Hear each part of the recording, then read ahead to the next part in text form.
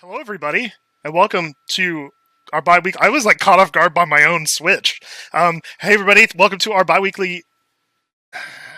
Bi-weekly sounds That's weird it. again. Is that right? That's right. Dude, it's been like Welcome 3 to. years. It's been many years. Welcome to our bi-weekly dev stream. My name is Matt, and with me on my left is Mark. Above me is Max. There's Max, Matt, and Mark, so don't get confused. And then there's HB. How's everybody doing today? I'm fine. Fantastic. Good.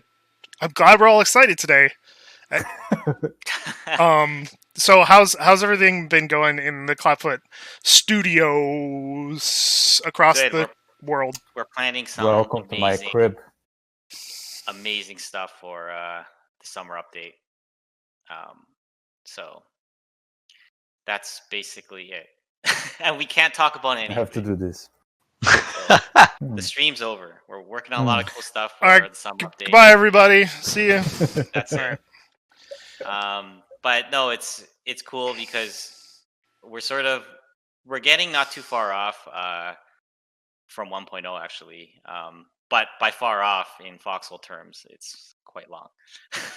But it's like close enough that we can see it. And so one of the things that we're doing is that we can sort of know when you're working on a long-term project, you need to know the scope of certain systems in the game, and if you're going to live with these systems for a long time, you're going to want to make sure that they're working well for the long-term plan. So the summer update is going to contain a bunch of system level changes. So we're sort of like reworking the internals of the game to support those systems right now, which I kind of touched upon last time. So a lot of it is like looking at the guts of the code, looking at the guts of some of our workflow, and really going in there and re-architecting some things so that we can bring even cooler stuff between now and 1.0 and for 1.0. So that's basically what we've been doing, and we're also trying to get update 36 wrapped up soon as well. So update 36, I'll get more into that a little bit later, but that's essentially where we're at right now, is that we're in the trenches ramping up for the summer update, but we also have to get update 36 out the door. So that's pretty much what's on our mind. Yeah. If it makes you feel better, I think I've been working on stuff for the summer update for like a while. I think that's all I've been working on, really. I don't think the stuff I've been working on has really made it out to like the public in a while. Yeah. Oh, anyway, I don't know. It's been a lot of work on. I mean, I've been working on a lot of stuff like very much like behind the scenes, like things that are like not high impact but important for the safety, I guess, of the game. You know what I mean? Yeah, you've just been working on like animation polish for like weeks on end, right? It's a lot of work. It's a lot of animations in this game. Yeah, that is just to fix the broken shit. Yeah, it's funny because I feel like we don't upsell those changes enough. They sort of like sneak into the updates, and then someone will like message me on the side and say, "Hey, it's really cool that the animations for this thing has gotten a lot better." But then yet we don't really like, it's not something where like we'll go on a stream and be like, look at all these cool new animations. It's just sort of like hidden in there, which I feel is it's a bit of a shame, I think it's kind of like, but what is deserved? So like animation is kind of like sound effects and visual effects. Like you only notice when they're broken, So I think that's actually a good thing. What have you been working on, Max, while we've all gone around the circle? Damn, I was hoping I could sneak past that question without having to answer it. Not with me as a host. This and that. I've been all over the place, honestly. I've just everywhere. I've been sort of at the end or at the beginning of the pipeline with like game design documents, with some level design, and then I'm also at the end of the pipeline with Q&A stuff. So it's like it's just everywhere. Great. All right, guys. Well, why don't you guys, the two of you, take us to community highlights snippets? Oh, okay. I have to prepare myself for that. Hold on. Give me a second. I am making sure that I have everything correct. Yeah, I am. Showing this one. There you go. Beautiful. I think. I don't know if I'm the one showing it. So community highlights preview. For the people that don't know, community highlights is the blog post that Max puts together every 2 weeks. So usually at the end of the week of the Devstream weeks, like in a few days, in a couple of days, it should go up. And we do a little preview in here in which we showcase just some of the cool stuff that we see from the community. So Max is gonna help me out in this one as well. There's a lot of videos on this one, so bear with me. Some of them I think we might be able to get away with the audio. Some of them we might not. We'll see what's gonna happen. The first one, this is pretty cool. By Barca. This is what it means to be a Logi. And is a spoof from Drive, which is an awesome movie, by the way. Sit in while you're running it down. I've never seen this movie, so I just didn't get it. Dude, you should. It's so good. Yeah, I've never seen it either. What is wrong with you guys? I've heard it's very much my kind of movie, though. Yeah, you would love it. Yeah. So it's a spoof of that movie. It is amazing. I love it because. Are we gonna get copyright claimed for this? No, probably not, because it's very small snippets and we're just talking on top of it. But anyway, this is it for the first one. I think you guys should watch it to the end. By Punish Barca. The next one, I think, is much harder for us to get copyrighted in any way, shape, or form. This is okay. I just want to preface. This is from a Korean YouTuber. I have no idea why it is written in Korean. What's his name in Korean? But his English name is Big Baby, and he's been doing several of these, and they're funny as shit. Like, this is the newest one. Oh god, these are ridiculous. I wonder if he even knows that we're showcasing these. Like, I've never actually talked to him. They're so good. By the way, they have English subtitles now, and they work, and they're so good. So each one of them is a work of art in editing, in pacing. It is really good. If you guys have a chance to watch all of them, please do. This part I love.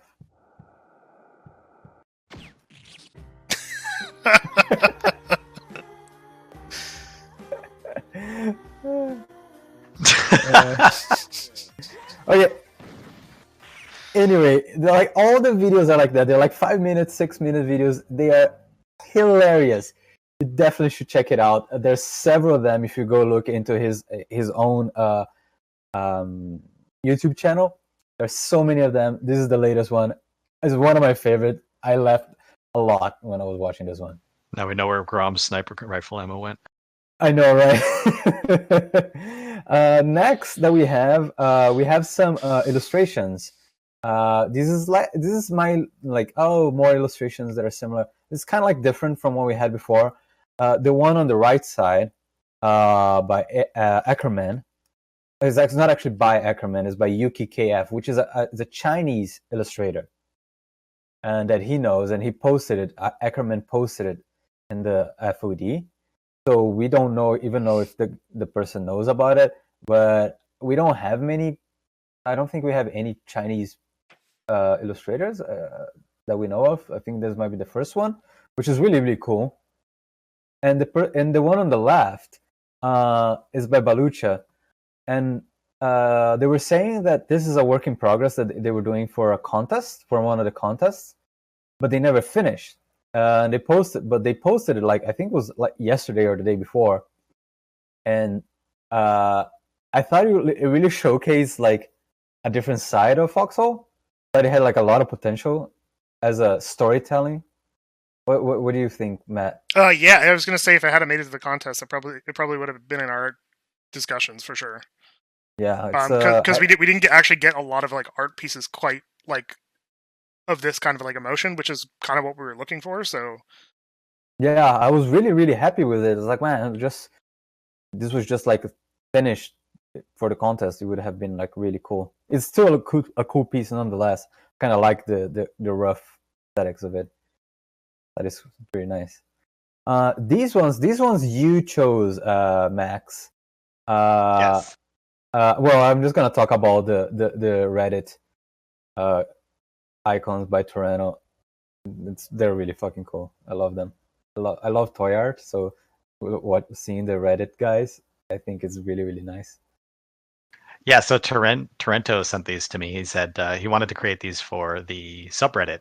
I haven't actually gone in and taken a look yet. I've been pretty busy, but what I'd love to do, I'd love to, like, Mark, we should the next war, the summer update war, or this next coming update war, the winner of it should get their Reddit icon on the subreddit. The home icon at the top left. Like, I think we could swap that out really pretty cool. easy. That would be really cool. That would be awesome. That's a great idea. Maybe we should do it. We just say we're gonna do it.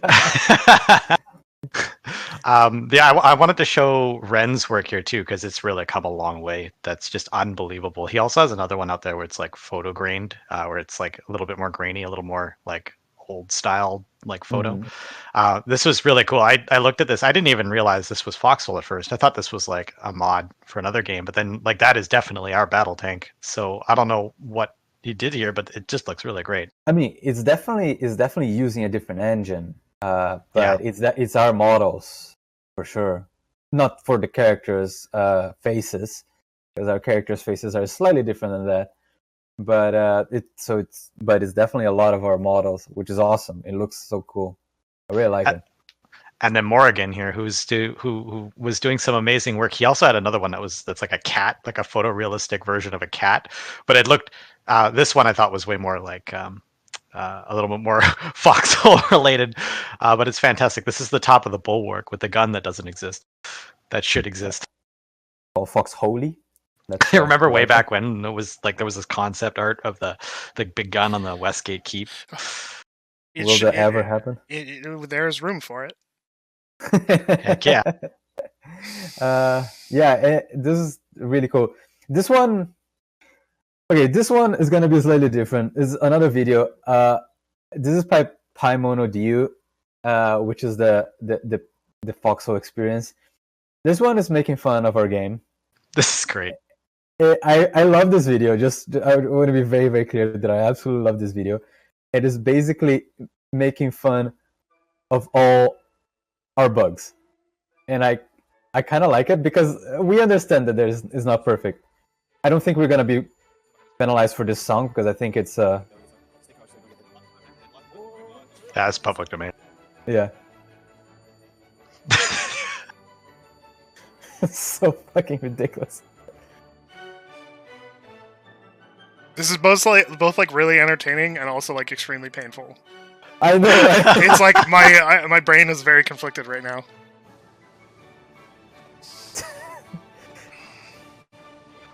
I love this video so much. I love when it gets to the colonial guy just flying through the air. It's so good.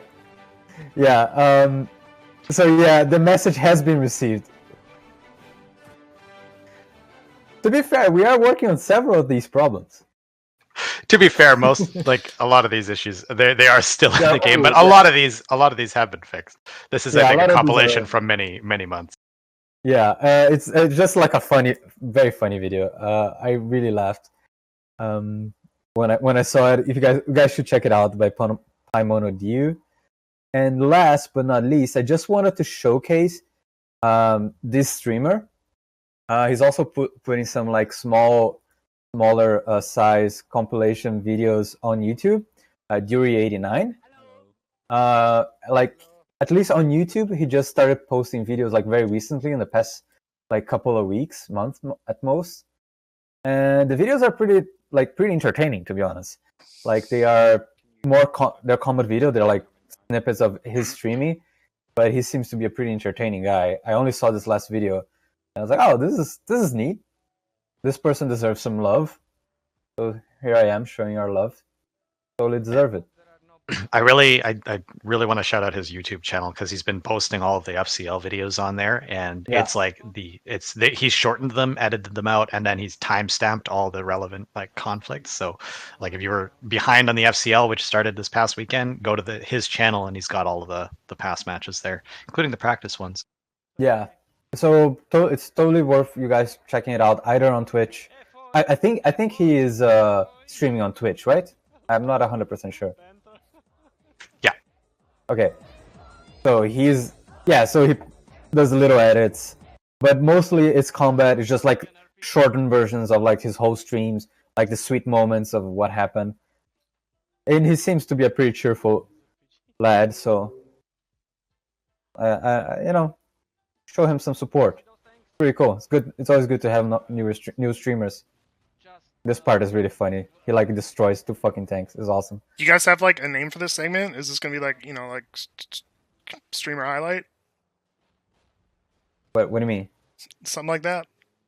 No, this is community highlights. After all, this is still Okay. part of the community. Yeah. Anyway, that's it. Thank you very much for everybody that like showcase their stuff. Everybody that sent illustrations, written words, lots of videos. We try to showcase like some of the cool stuff that passes in front of us, some of the things that actually get us excited that like we share among ourselves. But if you check out the the blog post with the community highlights that Max is gonna post like in 2 days or so, and your stuff is not there, send him like a message because we might just have not noticed. There's a lot. We receive a lot of stuff. Yeah. That's it. Thank you, HB and Max. Mark, what's next? All right, let's discuss what we are working on. So let me know if anything goes wrong here. Okay, cool. So as I discussed earlier, we're working on sort of the update. What's going to be released soon is update 36, which is the update before the big update. So it's kind of like the update 31 before the update 32, which was trench warfare. And usually in these updates, we try to put some things in to keep things interesting. But a lot of it is like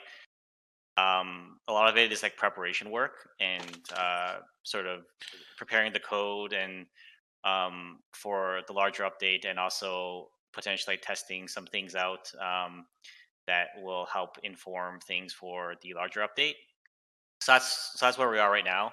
We're hoping to get update 36 out this month, hopefully in the next week or so, like next week or two. And then in June, July is the time frame for the summer update, but we're sort of not far along enough yet to lock down a solid date for that yet.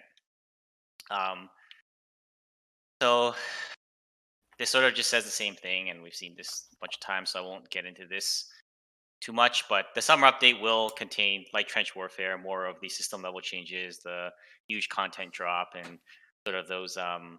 It's one of the 2 large updates of the year, right? So it's something that we're really looking forward to right now. And so in terms of update 36, the relics will be back for update 36. So as you guys know, relics came last year, about a year ago. It went away. They made they snuck back in for the trench warfare update. A spectacular appearance. Spectacular appearance that was associated with some funny events for those who were there for that. But they're gonna be back, hopefully in the next war, in the next update.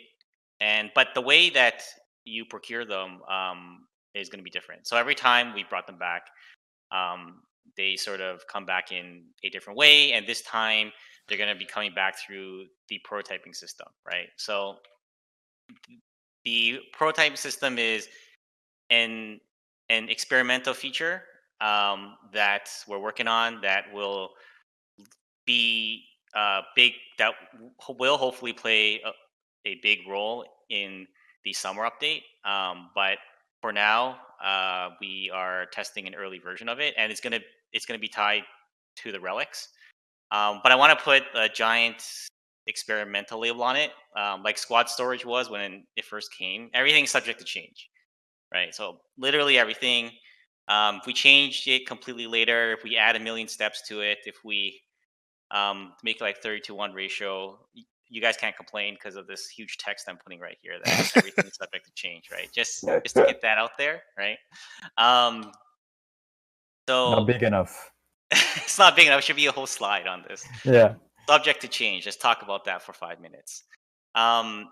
So how it's going to work is there's going to be a new building called the Engineering Center. And for those of you that have been around for long enough, for now we are reusing the Tech Center from the old days. And what it allows you to do is allows you to prototype new types of vehicles and weapons. And the prototypes in Update 36 will include relic vehicles and select weapons from the tech tree, but you'll be able to get them before they're actually unlocked in the tech tree, right? So this is a select bunch of things. It's not like everything in the tech tree. It's just certain things. Again, this is just an early test of this system, right? And new types of prototypes are coming soon. I wonder when they're coming, but it will be soon. So how it works is the prototyping process requires special resources that are gathered from the front line. For the most part, they will show up in other places too, but for now, you can sort of look. That's the easy way you can look at it. And well, I would say, sorry, there's a part missing from that. You gather from the front line, and there's also some resources that you're going to get from your mining activities. So the first of the resources gathered is your research. So research is a new type of resource that will be brought back from the front line. So you'll be able to get them from your storage depots, your fobs, your town halls, certain places like mines, right? So this is something that, so thus far in Foxhole, you largely, logistics is like a one-way direction. You bring things from the Logi towns to your storage depots, to your front line, but you don't really ever have to bring anything back. So this is something that you can bring back now. It's a reason for you to drive your truck back. And the thing is, this is not, I guess, to sort of frame how this workflow is going to work. It's not so much of like a farming activity where you have to go out and try to find these things, but rather it's more of like, as you're doing the thing that you're already doing as a Logi player, you should naturally get these things, right? So it's more of like an extra rather than another type of work that you have to do. It should be like, okay, if you're already going to the front, if you're already filling your storage depots, you should just be able to get, if the system's working correctly, you should just be able to get this stuff in a natural manner without having to go out of your way to do anything else, right? And then the other part of the special resources that you'll need for your prototyping is a new is resources that drop in scrap fields. These for now will be your relic parts and your relic tech. So these are just new things that are going to drop in the scrap field, right? And again, this is just like a basic starting point for this system, and we're hoping it will evolve over time, right? So in terms of how this works, I want to just show a quick video on this. Here, so.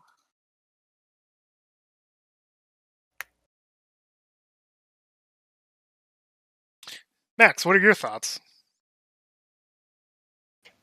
On the prototyping system? Yes. Fantastic. It's perfect. It will never, there's definitely going to be no problems with it whatsoever. And will not be exploited in any way, shape, or form. I think I want to emphasize what Mark was saying about the prototype system being experimental. Like this isn't like a full system. It's barely even half a system. I think the main purpose of this is to experiment with some ideas. So expect none of this stuff to stay the same by the time summer update rolls around. We just want. I think the relic vehicles are a good way to sort of highlight that point. You guys are all used to the relic vehicles coming and then going, so don't expect this to sort of stick around. One could say that the prototype system is itself a prototype. Precisely. Yeah, so what you're seeing here is a prototype kit was produced at the engineering center. It was brought to the mass production factory, and I'm just going to rewind this video here a bit so I can kind of explain what was happening there. But this is where you produce your prototype. Once it's produced, you get a prototype kit. So Mark, just so you know, they missed the whole video. They didn't see it because I switched the camera. Oh, okay. So if you want to go right back to the beginning and play it. Third time's a charm, I suppose. Is it visible now? Yeah. Ah, gotcha. Okay, so I had it visible for a little bit, but they didn't see the whole thing. Yeah, so you will bring your research to the engineering center, and then from there, you will input those resources I talked about into the prototyping system. You'll try to prototype something, and it might succeed or it might be a failure. If it fails, you will get even more research that you can use in a future prototype. But in this case, it succeeded. You get a prototype kit and you bring it to the mass production center. It allows you to make that prototype, which in this case is the armored fighting tractor. And once that prototype is complete, bring it to your storage depot, and then now you have your crate of 3 relic armored cars or fighting tractors for you to use. So this essentially you can do all this without having to unlock anything from the tech tree. And there is your relic vehicle, right? So that's essentially how it works. Let me switch back.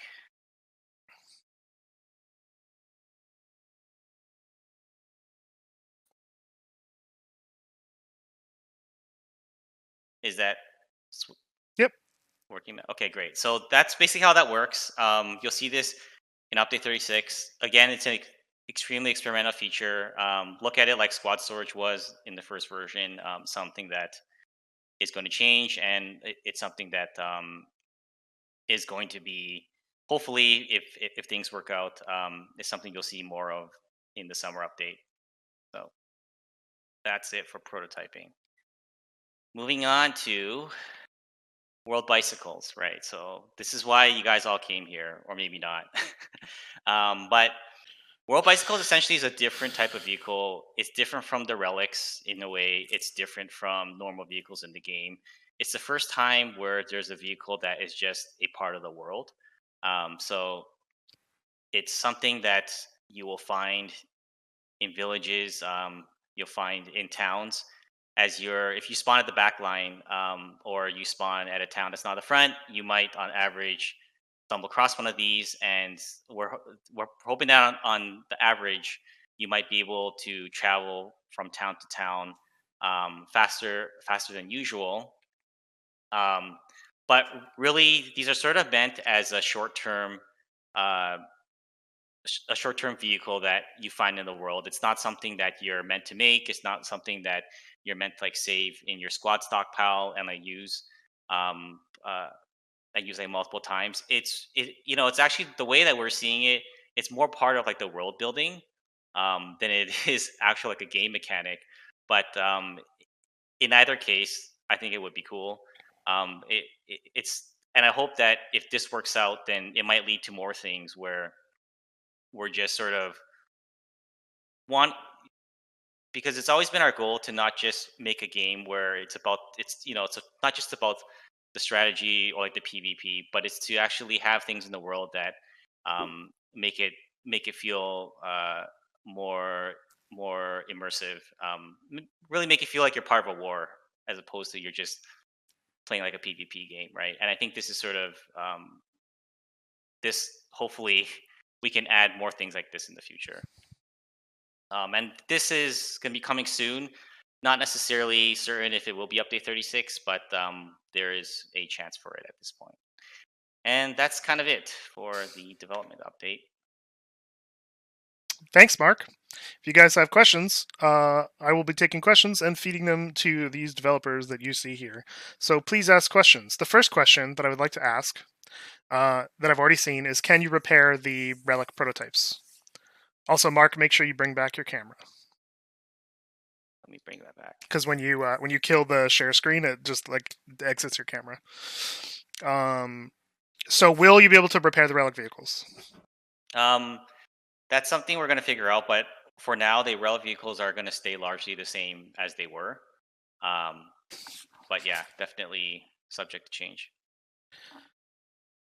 I saw a question back up there. How much petrol do the bikes take? That's not a real question. 30 gallons. So Liquid Popsicle asks, like, what is the difficulty that you foresee being able to make the prototype vehicles? Just kind of like just a ballpark of maybe you can compare it to something to give a sense of how long it will take to actually like field one of these things, especially given that there's like an RNG element. Yeah, so it's a I almost feel like that's not, if we're going like that question is almost not the mindset that we're having with this feature, right? Like that's why I asked it. Like the whole, when you look at it this way, like all the other vehicles are there, right? That the whole game is there. You can do everything exactly the way that you're doing it now. This is like an extra. This is more of like a reward for Logi players that are mining, that are sending things up to the front. They get something along the way that that at the end of doing their normal work, they're gonna feel like they have a chance. They have a chance to get something cool, right? So really, the impetus of this whole feature actually ties back to the Logi game loop, right? Which is that at the end of the tunnel, there's nothing to look forward. There's not as much to look forward to as we'd like them to be able to. We feel like for squad storage, that was sort of a first step. Where as a Logi player, okay, you can look forward to the fact that you're building up a stockpile. You can look forward to the fact that you can save your work. You can do more tomorrow because you've done some work today. Now, for this system, we're trying to say, okay, by doing all the work that you're doing, once in a while, you'll get something cool from it. And by getting that thing cool, it might lead to even cooler things. Because when you prototype something that wasn't shown in that video, is that you'll get rewarded with even more research that can lead to even higher tier things, right? So it's meant more as a progression and a reward system, as opposed to like, like how am I gonna like min max this? How am I gonna go about the world and try to farm a bunch of these things? Because if you try to do that, you actually find it's not gonna really work out that well, right? So just again, the system is there so that the Logi players that are putting the hard work into the game are going to have something to look forward to, right? So that's basically the best I can answer that question. Turtle and Rabbit kind of has a comment more than a question, really. But did you guys realize that we revealed bikes on the most typical, which is like a very typical Dutch thing, on a national Dutch holiday, which is today? No idea. No, we did not. But happy holidays. So there was one question on here that I lost, but basically, what is the sort of goal of having things available before they're off the tech tree? Yeah, so I think that in the long term, the tech tree at some point we changed it so that it just moves along at an equal pace for both the factions, and it doesn't. There's no real player agency there, right? Like players, again, this goes back to what we want to do. We want to do for the Logi game, and this whole thing started at the beginning of the year when we started working on shifting our focus on on improving the Logi game, and we want to give the agency back to players in terms of tech in the long run, right? So we don't want them. So there are certain things that we want to say, okay, if you're playing the game regularly, if you're putting work into Logi, maybe you can get something like a harvester in the future. I'm talking about, not for update 36 necessarily. You'll be able to get something like a harvester sooner than everyone else, right? Maybe you'll get even more cool toys, and this is by actually putting in the work, right? So I think that's sort of like the long-term goal of this, is to make it more satisfying to play as a Logi player ultimately. Cool. So how are these resources or research resources actually discovered? You said that you'll find them at the front line, but have you worked out the process of actually like obtaining them? Can you walk us through that? Yeah, so I would almost basically at places where there is player activity, right? Let me just put it this way: places where there is player activity, you will likely find them there. And this is, you can look at it similar to I don't know if there's an accurate comparison, but again, it's the theme behind it, right? Is that there is research that is being produced at the front, and it's like field data essentially that you're going to bring back. You're going to bring back. You're going to bring it back to the engineers, and that's how you're going to figure out how to build a new prototype. That's the idea behind the whole thing, right? So all I have to say is, if you're going to the front, if you're filling storage depots, you shouldn't have a problem with this stuff. Cool. That's great to hear. So I'm gonna ask a question that has actually come up. A lot of people are kind of asking it. What happened to deployables, Octagon Trench, offshore oil rig? The stuff that kind of we have talked about a couple times, and then we've talked about how they hadn't come yet. So what's the status on that, if we have one? Yeah, it's all coming. I think that you'll probably see most of that stuff by the end of summer. I think is a safe bet, but again, no promises. But it's definitely everything that you specifically mentioned in that list, Matt, is not cut. It's definitely content that is planned. We're just trying to figure out the right place and time for it.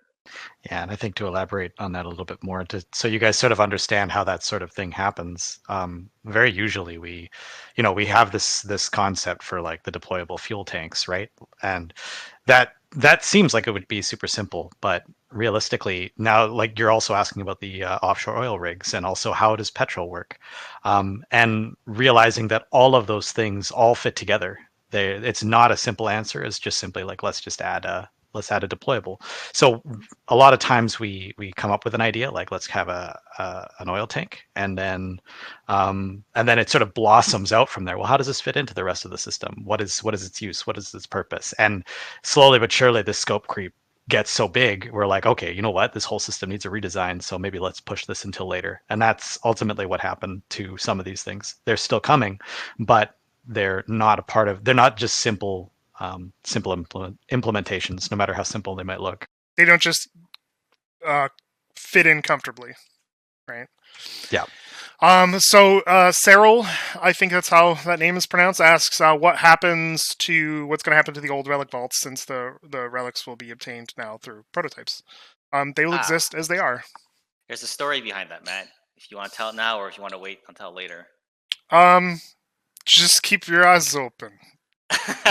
This is what I will say. Sounds good.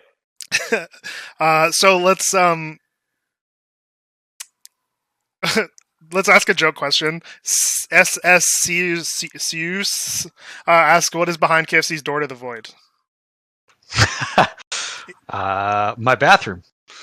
That's actually the main hallway that goes through the entire house. So like everything that everybody who lives here would go past. Are you in the Dragon Ball Z like parabolic time chamber or whatever it is? Because that's kind of what it looks like. Oh jeez. My lighting is terrible in here. Yeah, it just looks like a big poof, like white blown out space behind you.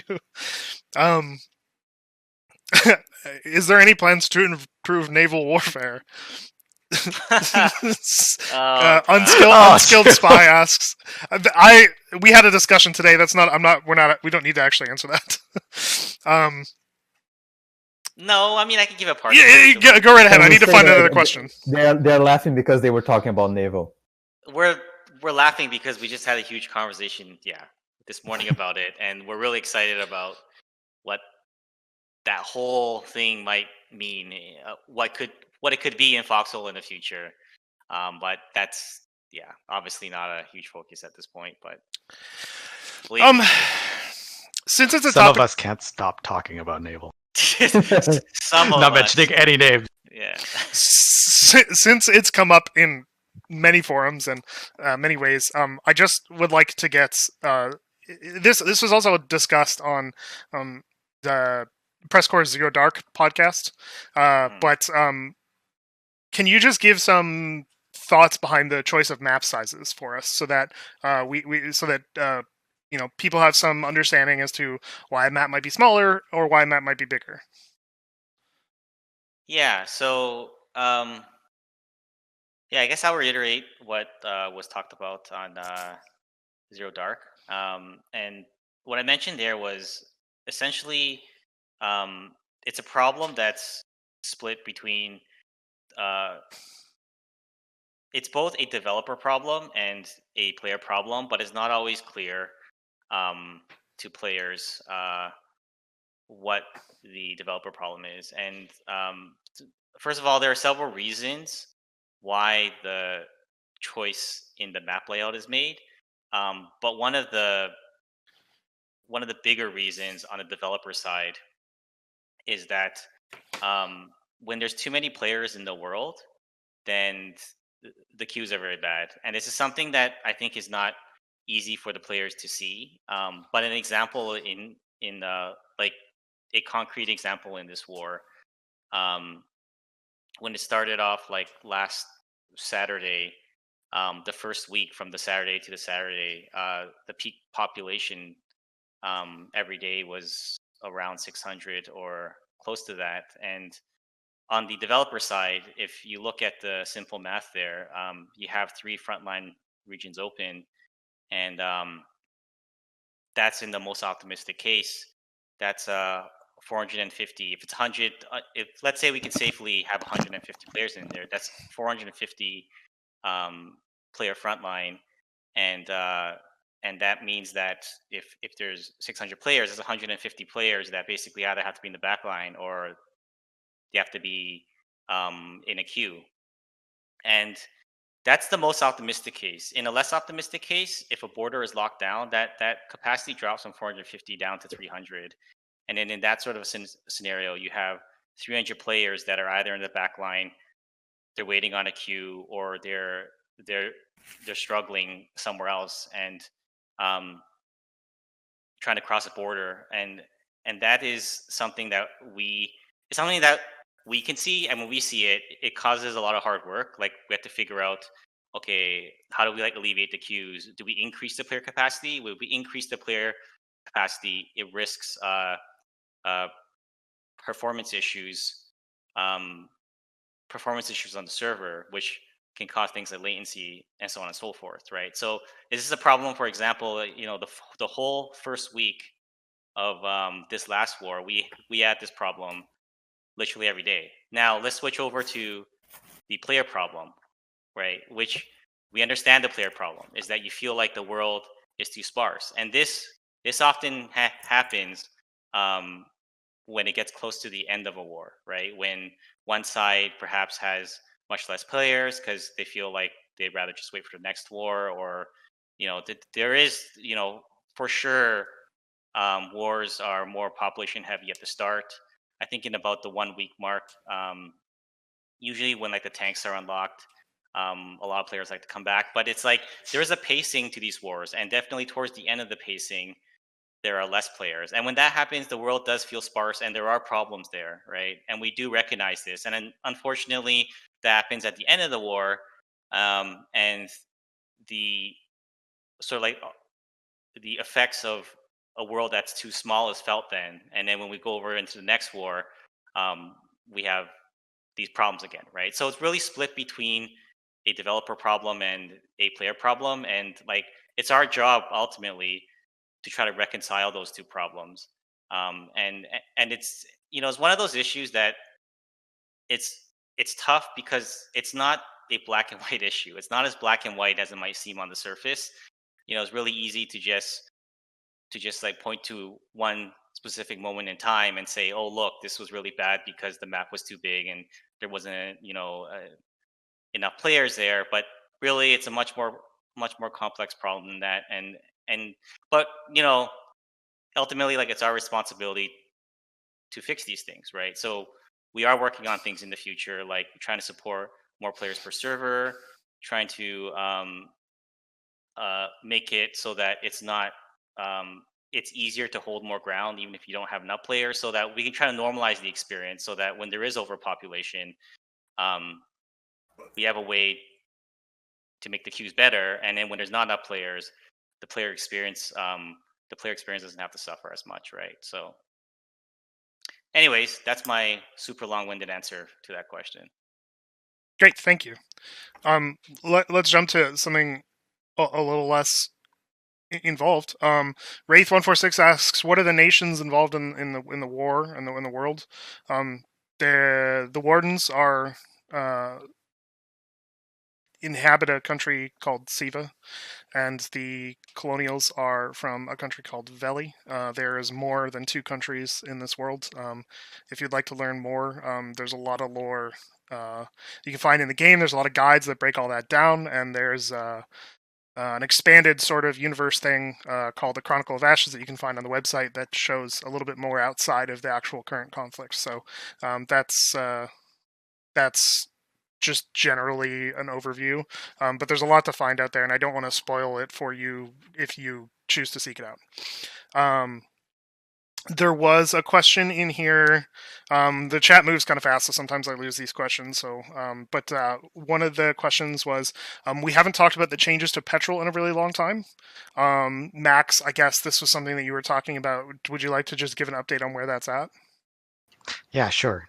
So a while ago, actually, we came back to this design document for it, petrol. I think you guys have sort of been asking about this every major or every dev stream, and our answer is still the same, unfortunately, that we are still looking at design documents for it. There's still, like I said with the previous question, everything's kind of connected. We can't just implement oil rigs, for example, and we can't just change petrol.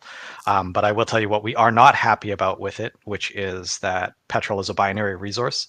We don't like that you either have it or you don't. There seems to be no middle ground for that. And that it's, what we do like about it is that it's making things, is that it's a valuable resource. But there's definitely ways we can mitigate how valuable it is. So bottom line is, I've looked at some of you guys' feedback in the suggestions channel. There was some really good stuff in there, including one suggestion that's springing to mind about more resource types, like byproducts of petrol, or of oil rather, crude oil, one of which is petrol. And it's a very involved system that was suggested, and that's the sort of thing that we like to think about, and is exactly the reason why a lot of these other things like the offshore oil rig are getting pushed out, is because we see that like something that could add on to that system, something that could make it more interesting, and ways to address the existing problems with petrol. So it's still coming. We're still working on it, but I don't have an ETA for you guys yet. Great, thanks. Torrento asks, and I'll give this one to UHB, are we getting more idle animations that happen naturally or that can be triggered while using items? For instance, if you have a beer bottle or, maybe perhaps some tobacco. Yep. The short answer is yes. The long answer is yes, not right now. I think in the beginning of the stream I mentioned that like right now I'm like fixing a lot of the back end stuff in the animation. Fixing a lot of stuff there that is not up to date since the start of the project, like I don't know, 3-4 years ago. I don't even remember when it was. But as you probably noticed, there are some idle like variations now. If you have like the hammer, you have like every once in a while you can toss the hammer in the air, like if you just leave it idling. This is something that was basically a test to see how that would work, to see if it would also to see if it would incur like any restrictions in the pipeline of the animation and the network and all that. Everything seems fine. Now I just have to find the time, the budget, basically the development budget, which is time to make more. I have several more planned. I also have several more emotes planned, the things that you actually trigger at will, not just random rare idles. They're gonna come as the project moves along. Particularly, I think they're gonna come more and more. I'll probably work them very slowly through a long period of time, so they're not gonna come in as a dump, but they're probably gonna come more after I finish the refactoring work that I'm doing right now. That's basically it. Thank you, HB. I'm gonna ask one last question, and it is a question that was originally from Lek, and essentially it's are we getting trains this year? I'm not answering that question from Lek anymore. So, is there another question from him? That's exactly what I wanted you to say. We'll take a real question last. So one more question. So I ask your best questions. There is one question that I can answer very quickly. Agrathor, floss animation when? Never. Absolutely never. I will not make a floss animation. We'll get sued by Backpack Kid. It's not worth it. No, even if we were, I'm just. It was a joke. Yeah. So what? Actually, there is a part of Lek's question that, well, sort of. I'll give him a partial answer. Okay. I saw some other people sort of trying to ask the same thing, which the 1.0 question, when that's coming. So I don't think we're actually that far off anymore. It's not like in some faraway future. There are some main things that we would like to address. We're continuing to look into the logic game, which is going to be a big focus of the summer update, and probably a couple of updates after that as well. But there's a couple other things that we want to take a look at, but I don't think it's like, I think, probably this is like just off the top of my head, right? But half a year to like a year is the time frame that if I had to put a number on it, it would be something like that. That's not, don't take that as a hard date, but I did want to give sort of a rough idea that it's not like 3 years away. It's not like 4 years away, right? I think half a year to a year is about what we're currently looking at right now for 1.0. It's realistic, but then again, like even things like the pandemic, like sometimes things. Sometimes there's a global pandemic. I know, right? It just happens. So I'm going to ask one final question from Foxy Plays the Game. Are there plans for a medium tank or to enhance the light tank with something like a turret-mounted MG or possibly an extra slot for different shells? Right now, light tanks are made redundant by their own existence. I don't know, but maybe we'll spend some time in prototyping that, Matt. On that note, HB, why don't you take us out? Well, thank you very much, everybody that showed up. This dev stream happens every second Tuesday at 2 p.m. EST on at twitch.tv/Foxhole Game. If you're watching this on YouTube, the YouTube channel, as you know, is youtube.com/Foxhole. We try to answer questions live on Twitch, and we try to answer a couple questions on the comments below if you comment below. I don't promise though. Otherwise, please join us on Discord, discord.gg/Foxhole. Join the conversation on our subreddit, which is r/Foxhole or Foxhole Game? Foxhole Game, right? I never remember. Foxhole Game. No, Foxhole. the Discord is just /Foxhole. No, the Discord, Reddit. yes, the Reddit. Oh yeah, Foxhole Game. Okay, Foxhole Game. Yeah, it auto-completes on mine, so I don't even know anymore. And that is it. Thank you very much, everybody. All right, Max, any final thoughts? No. Mark, any Thanks, final everybody. thoughts? No. Mark's just like, let's Nah. get the fuck out of here. All right, everybody.